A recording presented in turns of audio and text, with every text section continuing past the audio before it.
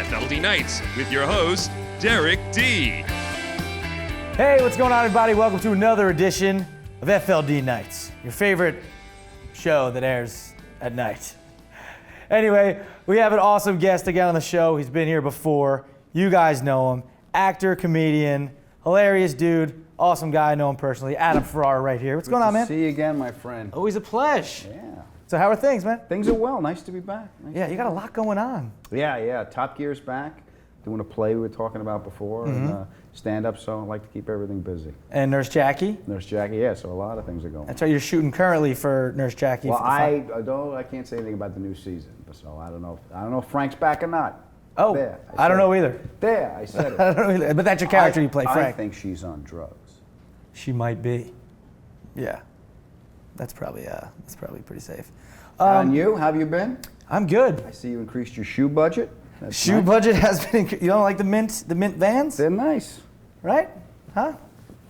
And they go well with the purple in the cups. This is purple. This is maroon. It's looking purple. Is that purple? You're colorblind, Adam. Purple. Could be me. You're colorblind. So Top Gear. Yeah. A couple questions I have about that. First Go off, ahead. You probably hate this.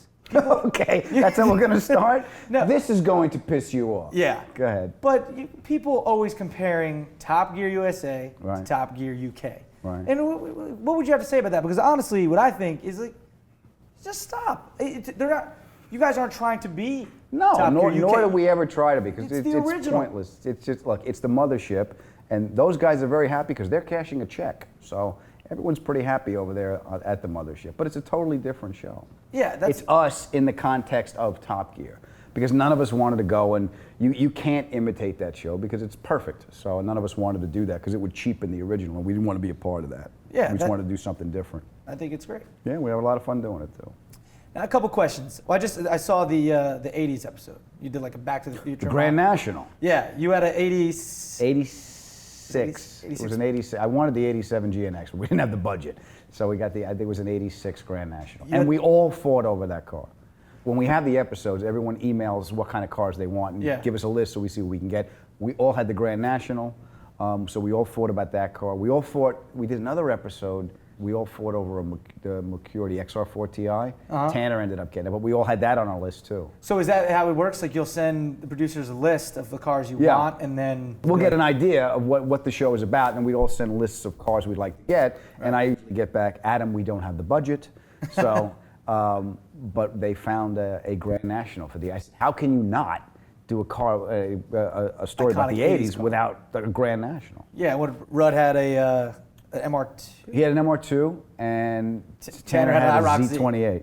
You should have the IROC. Yeah, well, you think about it. I mean, it was the racing thing, but I got the Grand National, and I wasn't letting go. But see, now in the whole episode, they're accusing Adam of cheating because it had a giant turbo. Every episode. I know, but it had a giant turbo and stuff. But was that the rule? You couldn't modify it or anything? I mean, it looks like it was bought that way, and they accused me. I think they accused me of cheating in that episode because it cost more than the other ones.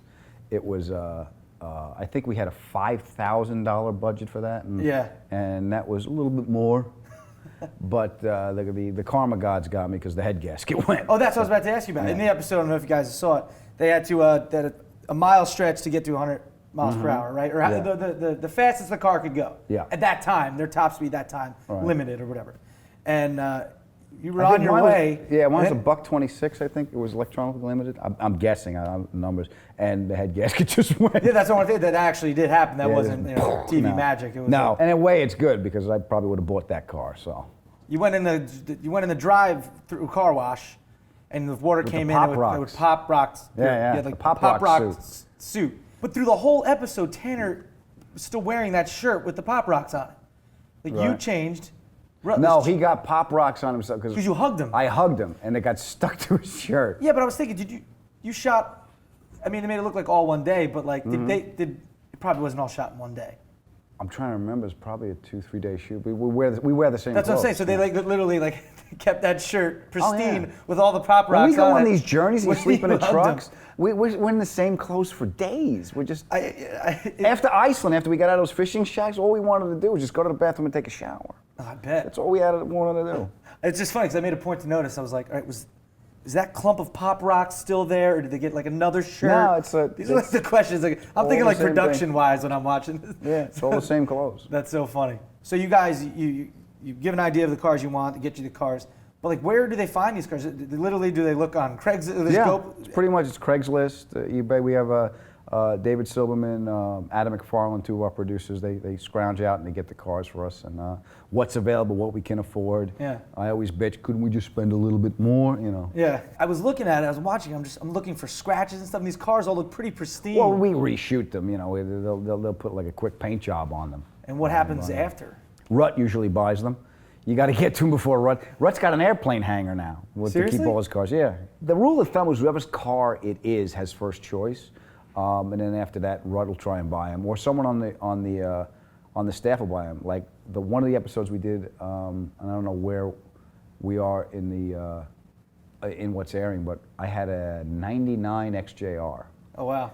It's the long, low one. Yeah. Love the car. We got it for 35, maybe $4,000, 35, whatever it was. We got it for, and it's a great car. It was supercharged. It was great, comfortable, but you know, it's that Jaguar where it's ticking. It's either going to be the transmission, or the electrical system, but something's going wrong. Yeah. But for that kind of money, I'll buy this. But one of the producers wanted it, so I think McFarland ended up buying it. That's pretty cool. I mean, think about it. Like that's really not a bad gig. You get to pick what cars you want. Great gig. And like, it's a do I want to gig. keep this or not? You guys should do a challenge where, like, for real, like say that challenge in that episode where you got to drive the F12 Berlinetta. Or, Yeah, I mean, before the F12. because you cheated, you didn't get to. I didn't get to do it. You didn't win, and Tanner the got Hulk to drive the F12. was in it. Lou Ferrigno. Lou Ferrigno was in it. Be honest with me here. Go ahead. Tanner's a race car driver. He's drifting this thing all over the place on the track, obviously a closed down, closed road with him as a professional stunt driver. He was getting it all along. He's a race car driver. Well, it's a car show and he's a race car driver. You know, when they let me loose, I jumped a Cadillac. You know, I can't be left unattended. Bend the frame. Yeah, and Rut's like, I got kids. So, you know. No, because I was thinking, I was like, all right, if Adam really wins, is he gonna go get this thing sideways and stuff? I mean, I'm sure you would. I'd love to. But I'm just thinking to myself, going in's fine. It's coming out of it. That's is where I have a little bit of a problem. I was just thinking, like, did they set it up that Tanner would be the one? No, driving? he's the race car driver. I will tell you, I don't know. The last episode, I got to do the Rolls Royce, the Wraith. So I won, and I got to test drive that, and that was a quick. Oh, the newest one. They say it's the fastest Rolls Royce ever made. Okay, let's be honest. It's fast for a Rolls Royce. Yeah. You take it out of it, it's not that, but it was a nice car. Yeah. I drove that for 2 days. I did a power test on it for 2 days. I got out of that car. I got into my E-Class Mercedes. I was, oh, this is Yeah, what is this? Just But the attention to detail is just, they have all the wood grain points to like a 55-degree angle. Yeah, it's like they're so meticulous with every little thing. And the glass has this green Art Deco tint to it. Inside is really nice. And the power delivery was just smooth. I mean, it was an 8-speed. There was no shock load between gears. It just like turning on a faucet. Just. In that episode, Tanner's just drifting that thing. That's on Mulholland, right? Yeah, it's a Mulholland. It's the snake. Mulholland. He's making me sick. There was an episode where Adam decided to put a piano on top of... Oh, yeah, the land barge episode, yeah. A land barge in the sense of cars that are huge. Huge. And that was a 1970 Buick... The Electra. My grandfather had that car. He had it in green. This was nostalgic for you a little bit. Oh, yeah, because I picked that out, especially when we said, you know, what kind of land barge. I couldn't pick another Cadillac because because I want a 62 Coupe de Ville. But they said, you know, we don't have the budget for that. So I remember my grandfather's Buick. He had the 70 with that big piece of chrome that came off the front fender, whipped all the way down past the back skirt. So I asked for a 70 deuce and a quarter, and they found a coupe. I got back in. I was like, this is my grandfather's car. So I was supposed to drive it down the railroad tracks, and I said, I'm not doing it. And they're like, why? It's in the script. I said, I'll wreck the car. He's like, well, what are we going to do? The director goes, what are we going to do? I told the director, we? I don't know what you're going to do. I'm buying this car, and I'm not going to wreck it. Yeah. So the guys on camera, they said, well, you lose. Fine, I lose. I'm not wrecking the car. And I ended up buying it. So that's actually how it went down. Sometimes people, I think, they're like, wait, what was set up and what was actually real? It's usually, everything's pretty real. So, yeah, no, I know. And I wanted to buy the car, so we just did something different with that, and I ended up buying. I actually tried to not put the piano on the roof because we have to bolt it in. Yeah, so I was like, okay, so I had to fix the roof. I had to fix the suspension because it was on the ground. Yeah, we have a picture with the guy, the piano guy. and the guy on the roof. Yeah. And it looks like it was just low ride. Yeah, the guy didn't heat the springs, he cut them, so I had to redo the suspension. It looked mean, but I couldn't drive it anywhere. So I redid the suspension. Motor was in good shape, the interior needed some work, but it only had 46,000 original miles on it. That's less than like 1,000 miles a year. So how do you buy? I mean, I wish it had the 454 and it had the 430 in it. So I didn't touch it. The motor was fine. Yeah. So the only thing I did do is I split the exhaust to get a nice growl out of it, and then dual exhaust coming out. A couple of turn downs coming out from behind the bumper. And oh, nice. Did you say slow roll pimping? Slow roll pimping. Didn't you say Rutledge Wood is hooking you up with some sort of? Yeah, my friends at Magnaflow. Thank you, Rutledge and Magnaflow, for my exhaust. There you go. And I have three. It's 18 feet 5 inches. I have 3 garages at my place in Santa Monica. It doesn't fit in any of them. It doesn't fit. It is huge. Wow. I have to signal for a turn a week in advance. This thing is just a monster. My version of that car, like say I would want a '76 Pontiac Grand Prix. Mm-hmm. My mom had one of those, a big green one. Mm-hmm. Just angry, but it looks so cool. But it was huge. The Electra's bigger than the Grand Prix, but this thing. But that'd be my like nostalgic car. That one that I would get. The emotional attachment to me is like that's what makes, because the car itself is pretty cool, but then the emotional connection to it is just like, I remember this. Yeah. Remember the sound of that. And that dude you had the dude on the piano. Yeah. And you hit the gas and he fell off. And he fell off. Is he all right? Is that gentleman okay? He's fine. He'll bounce back. How many cars do you have? I only have 3. I have the Buick, my wife's Mercedes, and I got a 1990 LS400. Do you have anything here in New York? No, I don't have a room.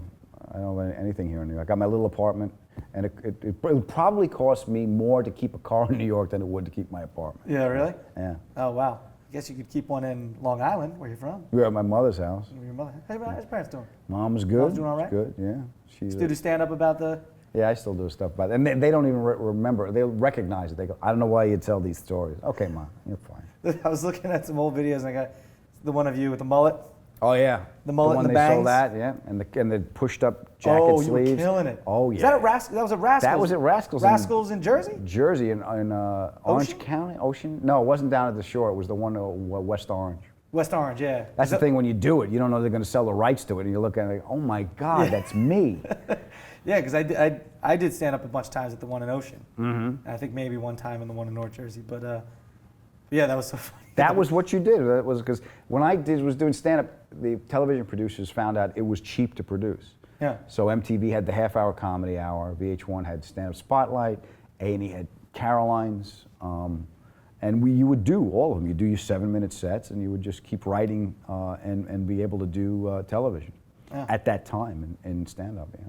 Now, what's your? I probably know the answer to this, but so you got Top Gear currently right now. Top Gear, Nurse Jackie. Mm-hmm. Stand up, obviously, you're always traveling. Sure. And you do a play in New York right now. But what's the core, where's your heart lie? Well, the good thing about having all these jobs is I have ADD, so I don't keeps you busy. Keeps me busy. Yeah. Oh, I'll look at this. I'll look at that. But Top Gear's always been a lot of fun because we're just having fun. We enjoy being with each other. Me and those other 2 morons. We like hanging out, and just to be able to do that kind of that kind of show. You got a good gig. Telling me. It's a great gig. So, if you need a guest on the show anytime, just let me know. And you got to run me over or whatever. We'll figure something out. I'm sure we will. Glad you came by. Nice to see you again. Always a pleasure. You too. Take good care, my Ferrara. Friend. Be well. Guys, make sure you check him out on the History Channel Tuesdays at 9 p.m. A couple more episodes left to Top Gear. A few more left to Top Gear. That's right. And then, of course, Nurse Jackie, final season shooting. We will see if Frank comes back. And, of course, go check him out, stand up. Right? Dude's hilarious. Right? I'm like I was thinking about it. I'm kind of like the internet version of you. Really? Kind of a little bit. We'll have to work on the wardrobe, but okay. There was you might think of this, comments from a FLD fan. It's from Fox Fried. Fox Fried? Fox Fried, the past tense. Fox Fried, yeah. He said, Derek D., you should be one of the hosts on Top Gear USA and replace one of those schmucks on the US version. See? Your thoughts of that? Well, don't rip the whole thing up because I need rip this one. Okay. This from Fox Fried? Thank you, Fox Fried. We're going to make some. I have to call BBC and make changes because Fox Fried is upset. with the could rip that casting. What is this? This is That your was if we played some weird game. Okay, so you're done with this. I'm done with that. We're living in the fast lane, baby.